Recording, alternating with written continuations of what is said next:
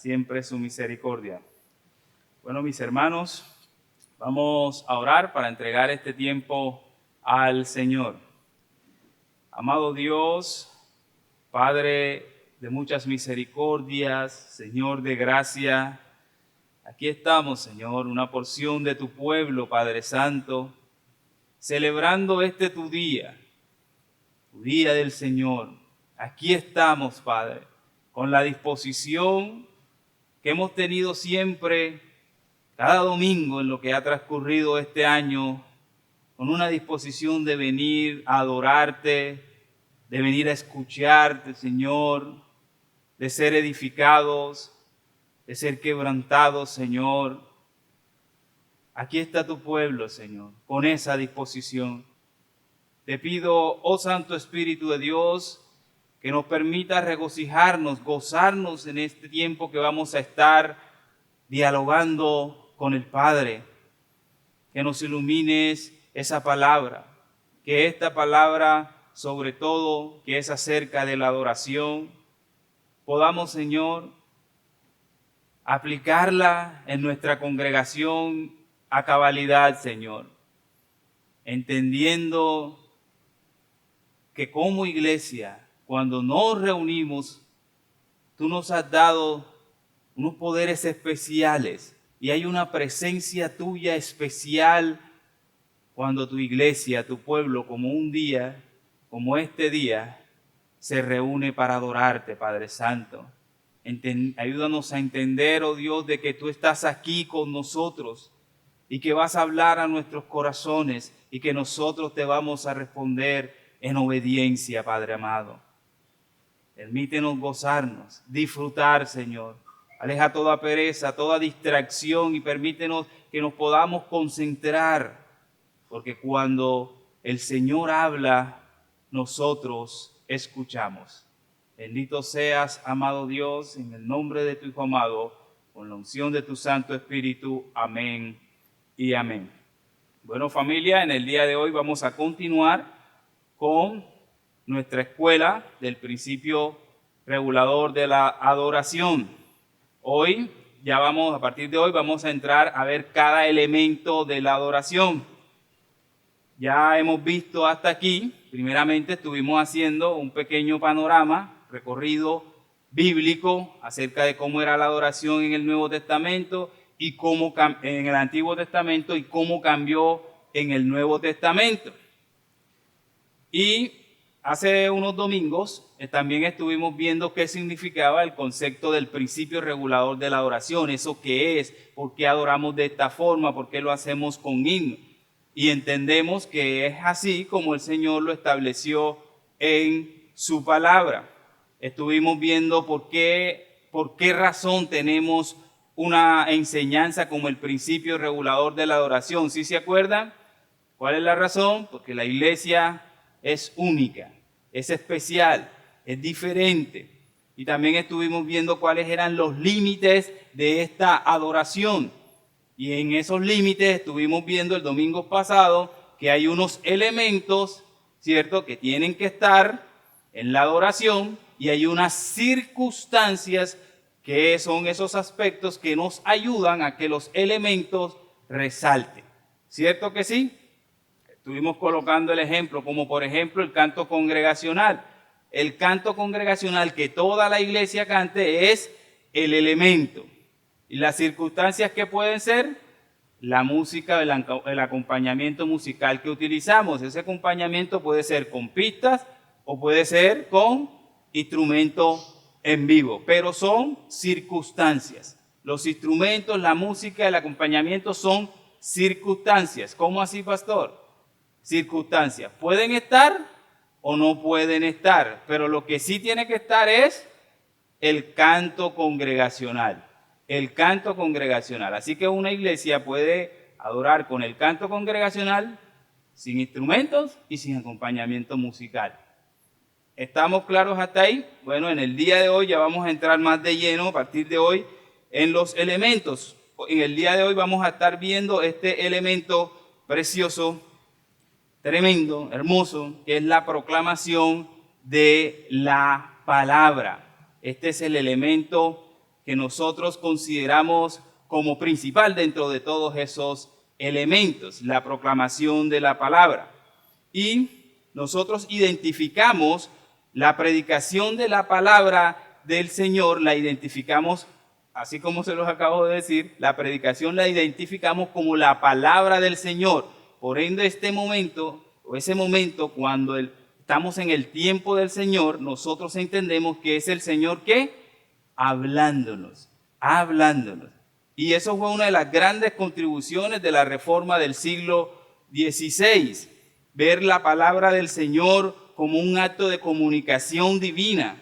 Los reformadores, Martín Lutero, Juan Calvino, ellos enseñaron que cuando la Biblia se predica de forma fiel, no es meramente un hombre hablando, sino es Dios mismo dirigiéndose a su pueblo. Y es que de pronto ustedes no lo saben, pero en el contexto que se dio la reforma, antes de la reforma, ¿cómo era que se hacían más o menos los cultos? Bueno, era todo enfocado hacia un ritualismo y hacia sacramentos. Y la predicación no era tan relevante, era algo prácticamente secundario. Incluso la liturgia se hacía en un idioma que la gente ni siquiera conocía, se hacía en latín. O sea, no importaba prácticamente, por así decirlo, lo que se estaba exponiendo, simplemente era que estaba ahí. Se colocaba como un elemento más y la gente que asistía a las iglesias no entendía. De hecho, muchos curas, papas y demás, se dice en los historiadores que leían hasta la Biblia de espalda y todo eso. O sea, no había una comunicación de Dios con el pueblo. Todo eso era antes de la reforma. Y si el pueblo no conocía la palabra del Señor, significativamente estaban limitando su comprensión del Señor y no conocían del Señor. No tenían ese entendimiento personal. Una persona común que no tenía estudio y que no sabía latín, no podía tener contacto con la palabra del Señor. Y gracias a la reforma es que la predicación se eleva a tal punto de que es un elemento trascendente, importante cuando la iglesia se reúne. La reforma fue la que cambió y prácticamente colocó la predicación con la palabra del Señor en el centro del culto de adoración, por así decirlo. Cuando digo en el centro me refiero a que es un elemento como que muy principal por encima de los otros elementos, haciéndola también accesible y que sea comprendida por el pueblo. Así que esto tuvo varias implicaciones y una de ellas fue un cambio teológico y práctico. Un cambio teológico y práctico, ¿cómo así? Bueno, el enfoque de la predicación marcó este cambio debido a que la palabra de Dios pasó a ser vista no solamente como un texto de que la persona se levantaba y leía el texto y listo, sino que ahora a través de la predicación de la palabra era un medio vivo por el cual el Señor Dios hablaba directamente a su pueblo y su pueblo le escuchaba. O sea, ya no había eso de que se abría el pergamino y la persona empezaba a hablar, y si usted entendió, entendió, y si no, no entendió, no pasaba absolutamente nada. No.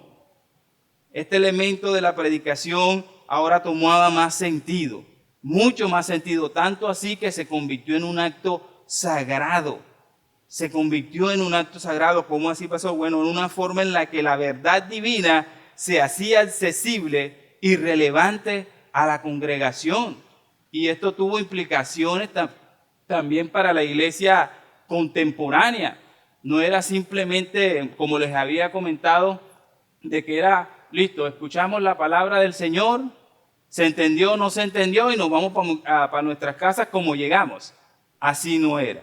Gracias a la influencia que tuvo la Reforma Protestante, ahora, hoy en día tenemos púlpitos, hermanos explicando la palabra del Señor, metiéndose en el contexto y demás.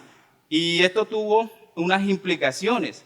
¿Cuáles fueron las implicaciones? Bueno, que ahora la predicación debía ser bíblicamente centrada en las Escrituras, basada en las Escrituras, y debía ser fiel a la palabra de Dios.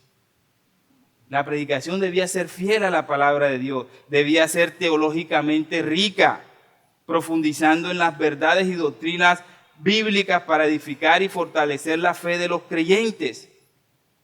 La predicación también debía ser aplicada a la vida diaria de los creyentes. No era simplemente la exposición teológica de la doctrina y ay, ¿cómo vivo eso en el día a día? No, ni idea.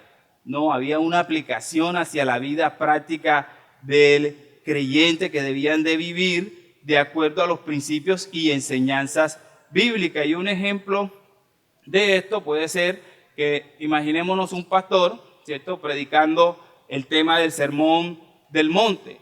Y en lugar de simplemente pararse y leer el texto, ahora el pastor se sumerge en el texto. Se sumerge en el texto, en el contexto histórico, que fue lo que pasó allí, por qué dijo esto, por qué dijo lo otro y todo lo demás. Y también se exploran las implicaciones teológicas y exegéticas, y todo eso eran enseñanzas, terminaban en aplicaciones, enseñanzas que afrontaban los desafíos y situaciones que enfrentaban los miembros de la congregación de hoy. ¿Sí ven el cambio? Un cambio tremendo. Pasar de simplemente leer el texto en un idioma que no era, a adentrarse en el texto de las Escrituras, a profundizar en los idiomas originales, para así sacar de ahí, un exégesis, sacar de ese texto aplicaciones para nuestra vida diaria en el día de hoy. Eso tiene mucho más sentido, mucho más sentido. Así que este fue uno de los aspectos que la Reforma Protestante nos trajo, como por decirlo así, uno de los beneficios de los beneficios. Y hoy en día, ¿qué tenemos? Tenemos esto, ¿cierto que sí? Bueno, en el mundo protestante tenemos esto, tenemos predicadores hoy domingo exponiendo la palabra del Señor. Otro aspecto importante que vino con la Reforma Protestante fue la recuperación de la autoridad de las Escrituras. La autoridad de las Escrituras. Así que durante la Reforma se enfatizó mucho esto. Recuerden que para los católicos romanos ellos tienen tres autoridades, tienen el Papa, tienen la tradición y tienen la Escritura. Pero no colocan la Escritura por encima de esas tres. Nosotros decimos sí. Sí, la Escritura está por encima de cualquier interpretación de usted, por encima de cualquier interpretación mía. La Escritura es la máxima autoridad en materia de fe. Eso no quiere decir que nosotros obviamos, ¿cierto?, todas aquellos pensadores que han habido a lo largo de la historia. No, solamente decimos que no están por encima de las Escrituras. Eso es la autoridad de la Biblia. Y un invento importante que ayudó también a llevar la palabra del Señor a las personas que no conocían la palabra del Señor fue el papel de la imprenta. Gracias a la imprenta hubo una difusión de las Escrituras, de los sermones de los reformadores. Ellos tradujeron las Escrituras al idioma de las personas, al idioma de las personas de esa época. Ahora las personas podían acceder, leer ellos mismos la palabra del Señor desde sus casas. Claro está, esto tiene unas implicaciones y es algo que nos critica también la Iglesia Católica Romana.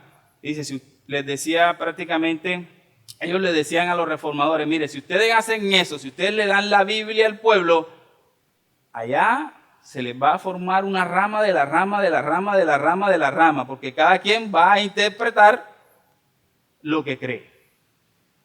Y por eso ustedes ven que en el protestantismo hay pentecostal, reformado, ¿sí ve? Pero ojo, en cuanto a la doctrina base fundamental, ahí sí estamos claros todos. En cuestiones secundarias, usted puede interpretar una cosa, usted interpreta la cosa y así sucesivamente. Pero ellos nos critican mucho eso. Mire, ustedes no tienen un cuerpo doctrinal como el de nosotros en el sentido de que acá se dice A y todo el mundo hace A. Pero yo sé que en la práctica eso tampoco les funciona a ellos. Estoy completamente seguro de eso. Entonces, esto fue algo que ayudó mucho, la imprenta. Esto ayudó mucho a elevar el estatus de la predicación, ya que más personas podían leer y estudiar la Biblia por sí mismo. Así que otro aspecto que también tomó relevancia con el tema de la reforma fue la función del predicador. El predicador ahora era un heraldo, un enviado de Dios que transmitía ese mensaje, esa palabra al pueblo. Así que tenía una responsabilidad fuerte, ¿cierto que sí? Tremenda, fuerte. Esta función de exponer y aplicar las escrituras de manera que la congregación pudiera entenderla y responder así con ese entendimiento a la voluntad de Dios. Y debemos de tener en cuenta aquí que la predicación es un tema importante para que el elemento de la proclamación de la palabra de Dios tome esa fuerza. Así que la predicación de la palabra del Señor se convirtió en la iglesia en un tema, en un evento regular, en un evento central del servicio, brindando así a los miembros de la iglesia una oportunidad constante de relacionarse con la palabra o de recibir la palabra de Dios y creer en su fe, y su fe ir ¿qué? Aumentando.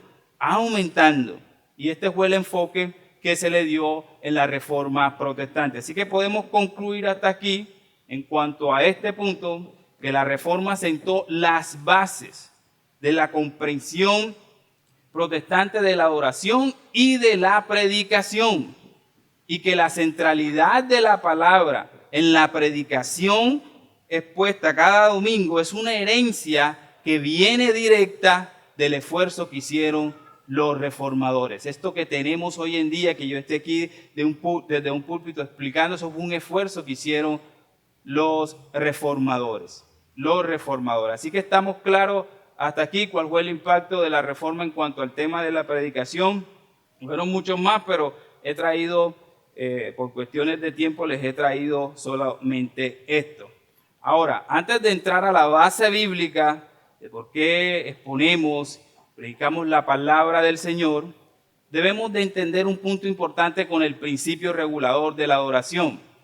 Y es que el principio regulador de la adoración nos dice que nosotros adoramos como el Señor lo manda en su palabra. Ahora, esto no está limitado simplemente a que en la palabra debemos de encontrar un mandamiento que diga expresamente deben de adorar así. No está limitado solo a eso. También hay una serie de ejemplos y circunstancias que vemos que pasaron en las iglesias, que nosotros adoptamos esos elementos que no están explícitamente, sino implícitamente, y los colocamos también como elementos de la adoración. Y debemos de ser muy cuidadosos con esto, porque aquí en la no comprensión de esto se comete un error muy grave. Un error que cometieron también los puritanos del siglo XVII. ¿Y cuál era el problema con este error? De que si no encontraban que la Biblia dijera, tiene que ser con esto, entonces, ¿qué hacían? Lo sacaban. Y los ejemplos prácticos que tenía la iglesia, que la Biblia te contaban, los omitían. ¿Sí me hago entender con ese punto? ¿Sí me hago entender hasta allí? O sea que no necesariamente tiene que estar el elemento allí colocado, como por ejemplo, vamos a hacer un ejemplo. En la Biblia nos dice que nosotros debemos de adorar con salmos, himnos y cánticos espirituales, ¿cierto que sí? Pregunta, ¿con cuáles himnos? ¿Con cuáles himnos? La Biblia no nos dice exactamente con cuáles himnos, no, es que tienen que adorar exactamente con el himno 378, noble sostén. Eso no, entonces ¿qué pasa? Entonces no vamos a adorar con himno solamente, si la Biblia dice, adoren con este exactamente, eso no lo vamos a encontrar. No lo vamos a encontrar, pero si encontramos que dice que adoren con himnos, ¿cierto que sí? Entonces, ¿qué hacemos nosotros? Adoramos con himnos. Entonces, muchas personas dicen que el principio regulador de la adoración tiene que estar precisamente, exactamente diciéndote qué es lo que tienes que hacer. Sí y no. Sí, hay elementos que sí se puede dar, que la Biblia nos manda a utilizarlo, pero también debemos de entender de que hay unos implícitos. ¿Y dónde encontramos esos implícitos? Bueno, lo encontramos en las prácticas que vemos de la primera iglesia o de las iglesias primitivas. Así que es importante que tengamos claro este punto. ¿Estamos claros hasta allí? ¿Sí? Ok. Bueno, ahora sí entremos, pastores. Ajá, ¿y cuál es la base bíblica para la predicación de la palabra del Señor? ¿Cuál es esa base bíblica? Bueno, nosotros proclamamos y creemos que la palabra del Señor, la palabra de Dios, es un componente esencial en la adoración cristiana, fundamentada con su fundamento en las Escrituras. No es una idea del pastor Stewart, no es una idea mía, es una idea que hemos visto cómo ha crecido ese dogma a raíz de la historia de la iglesia y que es una práctica que vemos en la historia del Nuevo Testamento y de la iglesia inicial, en la iglesia primitiva. Así que en palabras del doctor Waldron, dice el doctor Waldron, la proclamación de la palabra de Dios y escuchar la palabra de Dios proclamada es claramente una parte de la adoración corporativa del pueblo de Dios. ¿Y dónde vemos esto? Hechos, capítulo 2, del verso 41 al 42. Hechos, capítulo 2, del verso 41 al verso 42. Dice la palabra del Señor. Entonces los que habían recibido su palabra fueron ¿qué? Bautizados. Y se añadían aquel día como 3,000 almas. Y miren lo que hacían. Y se dedicaban continuamente a las enseñanzas de ¿qué? De los apóstoles, a la comunión entre ellos, al partimiento del pan, que se entiende el tema de la Santa Cena, y a la oración. O sea que ahí vemos claramente que la iglesia se dedicaba también, que es el elemento que estamos tomando, a la enseñanza de los apóstoles. A la enseñanza de los apóstoles. Y esto indica un claro compromiso con la enseñanza de los apóstoles. Indica una dedicación a la escucha y a la recepción activa de la palabra de Dios. Así que este aspecto de la oración era un componente esencial en la comunidad primitiva. Era un modelo que se fue replicando en toda la adoración cristiana de la iglesia, incluso hasta el día de hoy en las iglesias contemporáneas. Así que la enseñanza apostólica como un elemento clave en la descripción que vemos ahí de la iglesia primitiva era algo real. Era algo real. Ellos se dedicaban a la enseñanza, era algo vital. Y miren que dice continuamente. Otro texto, Primera de Corintios 14, 26. Primera de Corintios 14, 26. Dice, ¿qué hay que hacer pues, hermanos? Pablo hablándole a la iglesia de los Corintios. Cuando os reunís, cada cual aporte salmo, enseñanza, revelación, lenguas o interpretación de lengua, que todo se haga ¿para qué? Para edificación. Nosotros entendemos que muchos de los elementos que están aquí ya cesaron. Vale la pena la aclaración. Pero vemos ahí que la enseñanza y la edificación a través de salmos aún se veía. Y esta iglesia de Corintios, especialmente que tenía una cantidad de cosas malas y haciendo un montón de cosas irregularmente con respecto a la palabra del Señor, fíjense que había en sus mentes, había esa intención de proclamar la palabra del Señor. Y para su época ellos tenían elementos como la revelación, tenían las lenguas, el interpretar lengua, el aporte de salmos y de enseñanza. Así que aquí lo podemos ver una vez más, que este tema de la proclamación del Señor era algo que se practicaba con las iglesias de inicio. Otro texto más, Primera de Corintios 14, 26. Vemos cómo Pablo aquí hace como es que unas aclaraciones importantes con respecto al culto de adoración. Dice, por consiguiente, quiero que en todo lugar los hombres oren levantando manos santas, sin ira ni discusiones. Asimismo que las mujeres se vistan con ropa decorosa, con pudor y modestia, no con peinados ostentosos, no con oro o perlas o vestidos costosos. Estará la hermana que trae las cadenas como que ocultándose ahí. Sino con buenas obras, como corresponde a las mujeres que profesan la piedad, que la mujer aprenda calladamente con toda obediencia, y yo no permito que la mujer enseñe ni que ejerce autoridad sobre el hombre, sino que permanezca callada. ¿Qué está haciendo Pablo aquí? Está dando unas directrices para cuando la iglesia de Corintios se reúne. Y vemos dos temas principales aquí. Él toca el tema de la oración, ¿cierto? Y toca el tema de la enseñanza. ¿Por qué? Porque eran elementos que la iglesia utilizaba a la hora de reunirse en adoración. Es 1 Corintios 14, 26. ¿No está saliendo allá? ¿O espabila que esta circunstancia no nos ha colaborado en todo el año? El texto de arriba, no es el mismo que corresponde. Ok, ya listo. Qué pena, hay un error ahí, perdónenme esa falla. Bueno, entonces seguimos.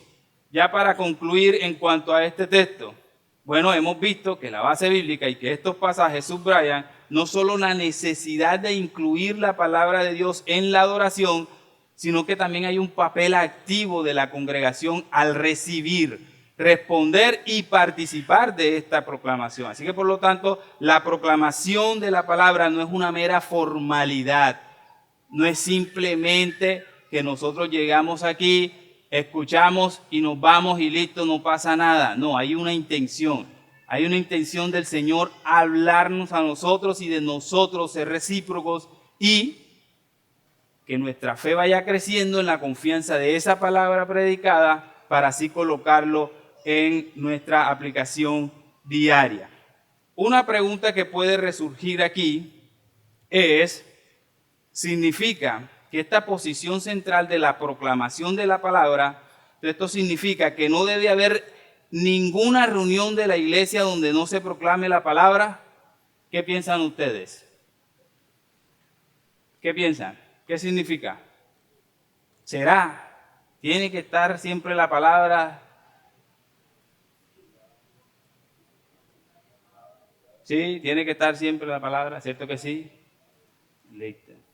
Bueno, ahí Waldron en su libro nos regala unas sugerencias importantes que debemos de tener en cuenta, porque van a haber elementos de la adoración que consideramos importantes y que no los vamos a replicar cada vez que la iglesia se reúne. ¿Me hago entender? Van a haber elementos que nosotros entendemos que son elementos importantes y que no van a estar. Así que es importante hacer esa aclaración. ¿Por qué? Porque el principio regulador no exige que todas las partes de la adoración corporativa se celebren en cada reunión de la iglesia.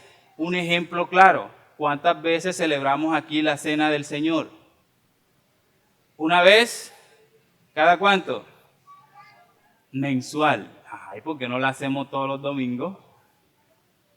¿Ven? ¿Ven? Bautismo. Un sacramento, es un elemento importante. ¿Lo hacemos todos los domingos? No lo hacemos todos los domingos, ¿cierto que sí? Entonces van a haber elementos que se van ustedes a enfrentar en que no necesariamente van a estar siempre cuando la iglesia se reúne, pero la predicación sí. La predicación sí tiene que estar ahí. De hecho, nos habla aquí de la flexibilidad en la práctica de la oración, que fue lo que les acabé de explicar. Nos habla de la regularidad en lugar de rigidez. Dice, lo importante es que la iglesia practique regularmente cada elemento de la adoración divina según se presente la oportunidad.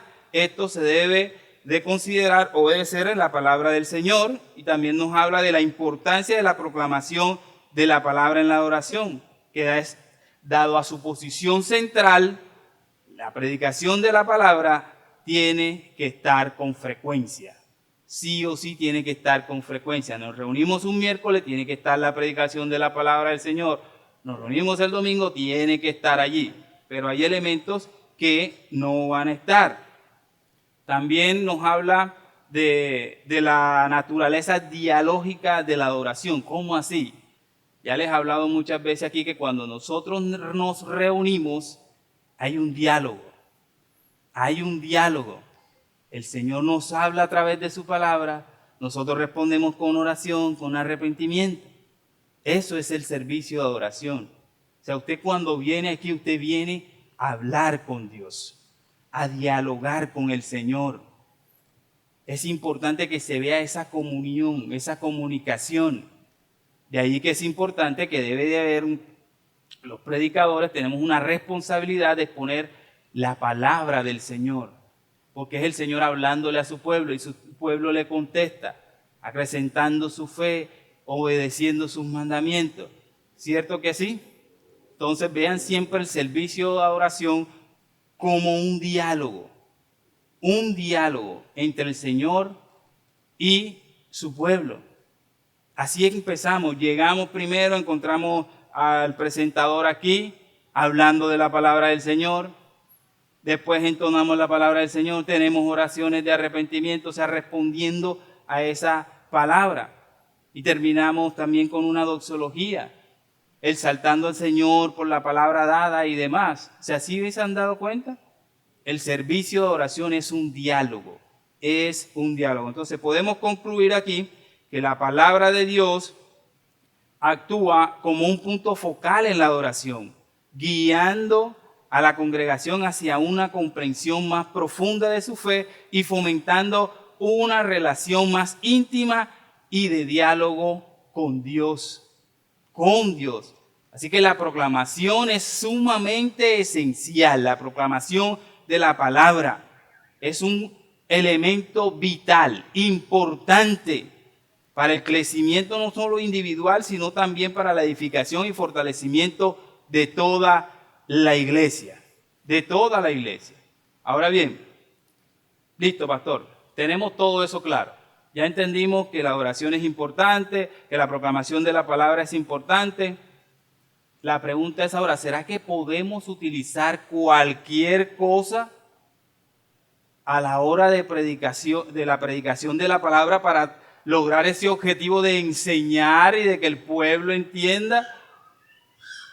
O más preciso, ¿es viable y efectivo incorporar actividades creativas como el teatro para enseñar y transmitir mensajes relacionados con la palabra de Dios en el servicio de adoración?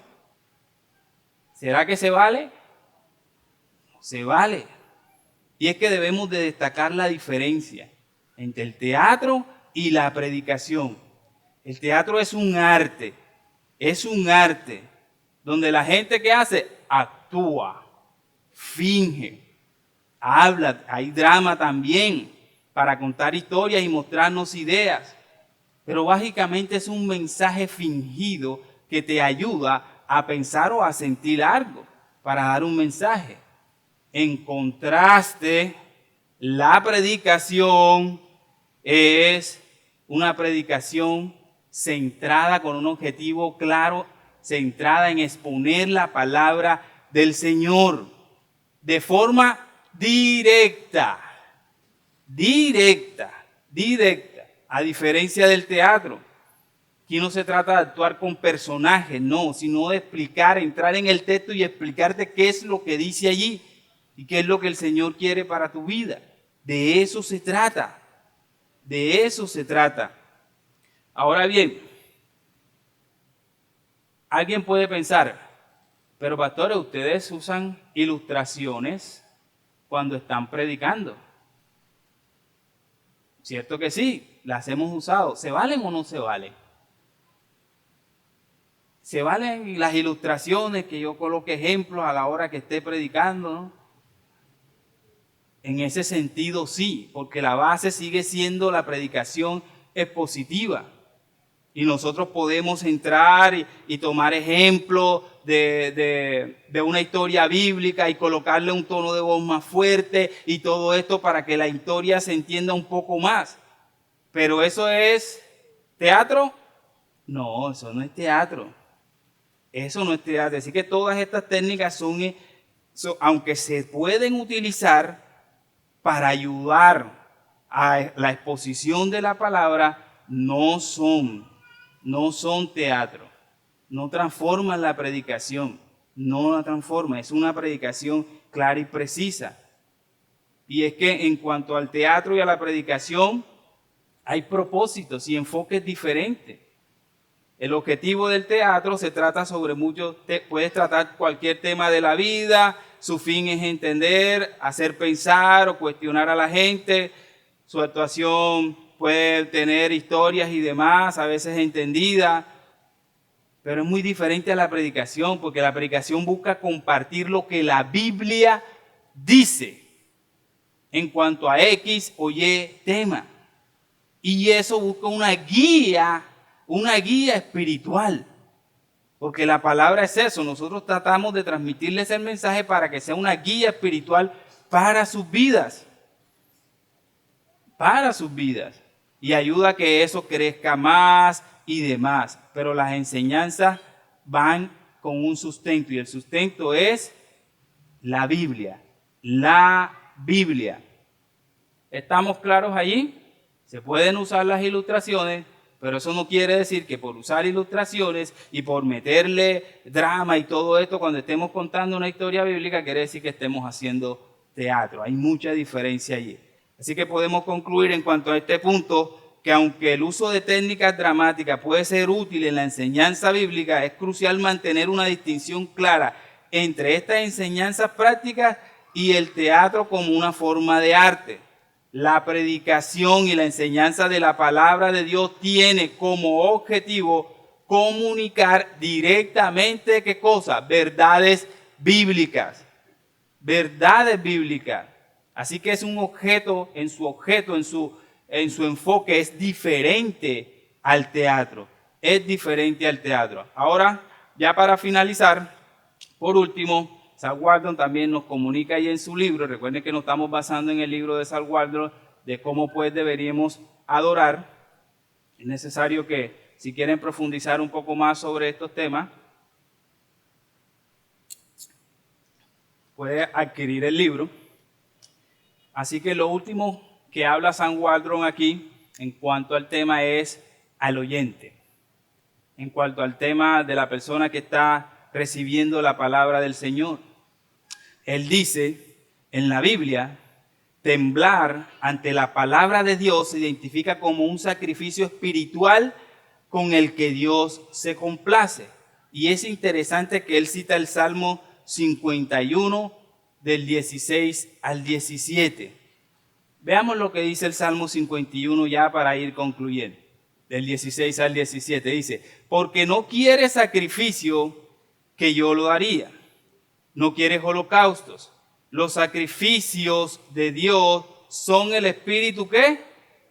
Quebrantado. Al corazón contrito y humillado no despreciarás tú, oh Dios.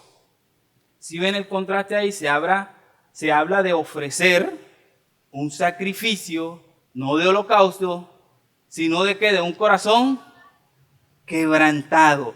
De un corazón quebrantado.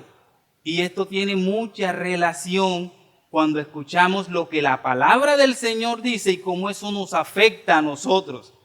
Y uno de los casos más grandes que tenemos en la Biblia, que todos conocemos, es el caso de David. Este salmo está apuntando a esa historia, cuando el profeta Natán llegó donde David y le expuso el caso de Betsabé. ¿Y cómo respondió David? Con este salmo. Así como estaba en este salmo. Él escuchó la palabra del profeta que venía de parte de Dios y eso en él produjo esto que vemos aquí. Un corazón quebrantado, arrepentido. Que ese es un enfoque que el teatro no te va a dar. No te va a dar. Así que todo esto fue lo que llevó a David a escribir este salmo y a entender que la palabra de Dios viene con un efecto en la vida del creyente. Y ese efecto uno de esos efectos es arrepentimiento. Arrepentimiento. Ahora, pastor, ¿cómo vemos eso en la práctica? ¿Qué significa eso de la práctica para ofrecer un sacrificio espiritual en la proclamación del Señor? En la proclamación de la palabra del Señor, que es ¿cómo aplicamos nosotros eso? Bueno, fácil. Cuando nosotros venimos aquí, al escuchar la predicación, es importante que nosotros debemos de entender que no es cualquier persona que está hablando, y más que todo en el tiempo del sermón. Es el Señor hablándote a ti y hablándote a mí. Así que debemos de ser que solícitos al escuchar. Nada de dormirse, nada de distraerse con el celular.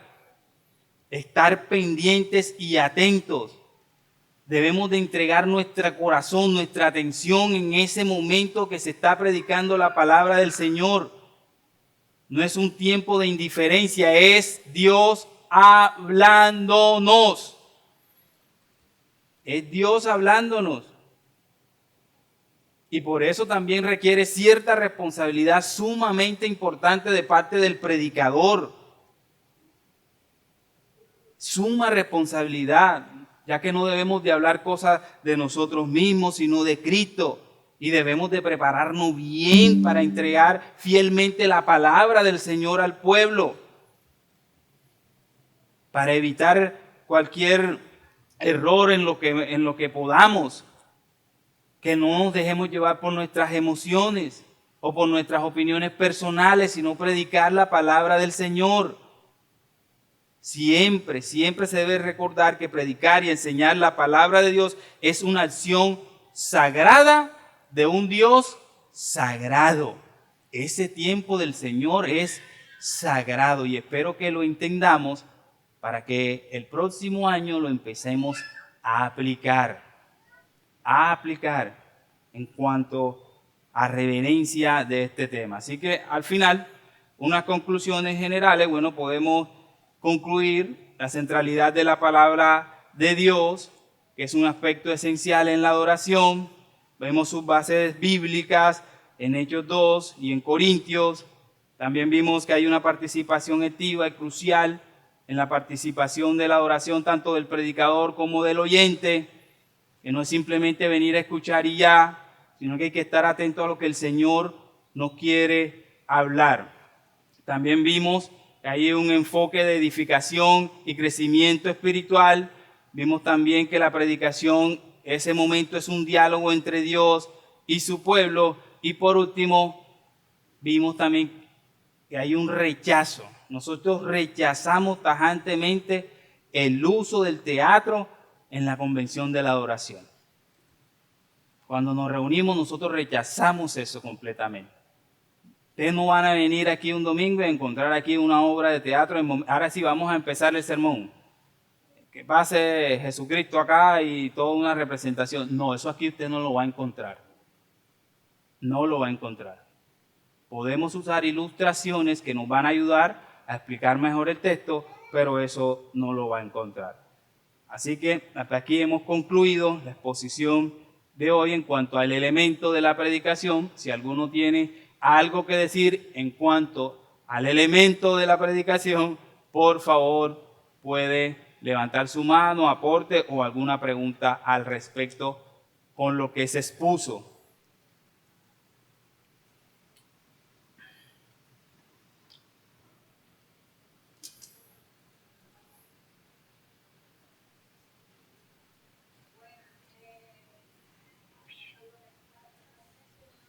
Un momento, deja que traigan. Hay una falla técnica ya entonces.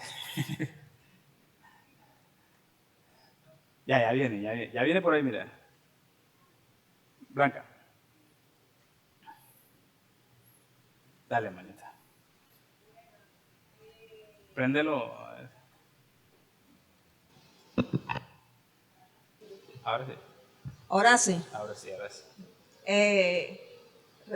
Referente a lo que estabas mencionando en cuanto a la predicación, que es tan importante el tema de la adoración y como lo has venido explicando en otras escuelas, y es que el Señor da un orden, porque muchas personas de pronto dirán, pero es que hay obras de teatro donde tienen todas unas bases hermenéuticas y están explicando las cosas tal cual como las explica en la Biblia. ¿Qué diferencia hay? Que el Señor da un orden, como lo has aclarado en clases pasadas, y que el Señor establece una iglesia que está conformada por un cuerpo gobernante, por sus miembros, y que establece ese orden. Entonces no se puede comparar por el contenido, sino que también el Señor da un orden y una forma como adorar.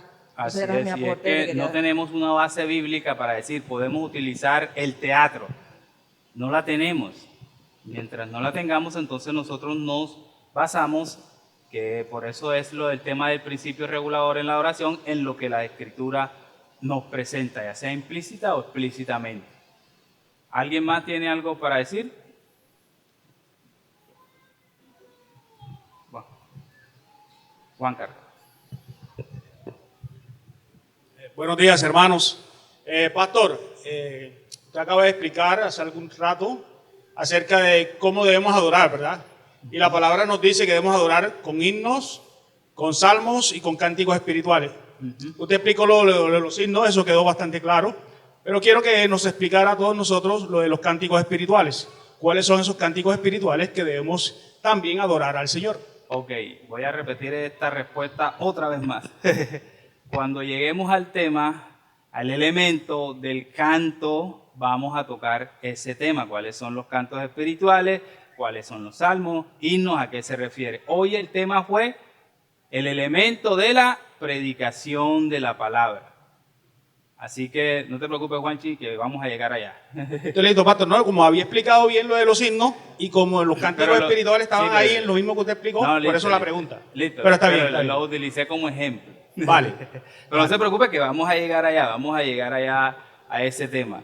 El próximo es las ofrendas, después creo que viene la oración y después ahí sí viene los cantos y demás, que ya deben de tener una noción, porque ya por eso les hice primeramente un pequeño panorama de la teología bíblica de cómo se adoraba antes y cómo es la adoración ahora, para crearles esa base.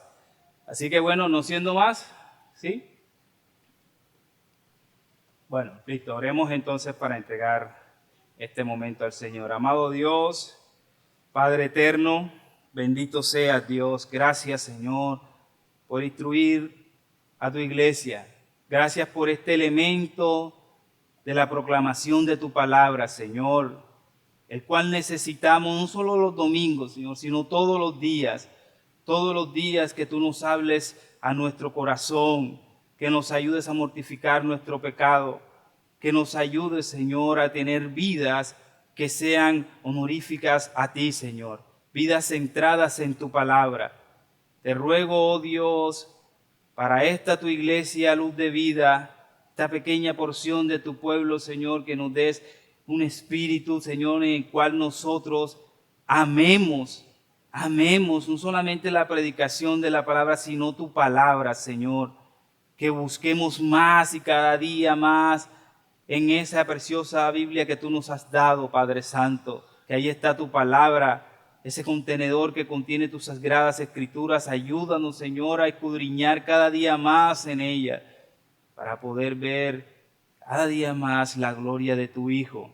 Así que te clamamos, Espíritu Santo de Dios, que nos la ilumines, que nos las ilumines a través de predicadores, de hermanos, de los himnos que entonamos, oh Dios, para que así podamos conocerte un poco más, Dios.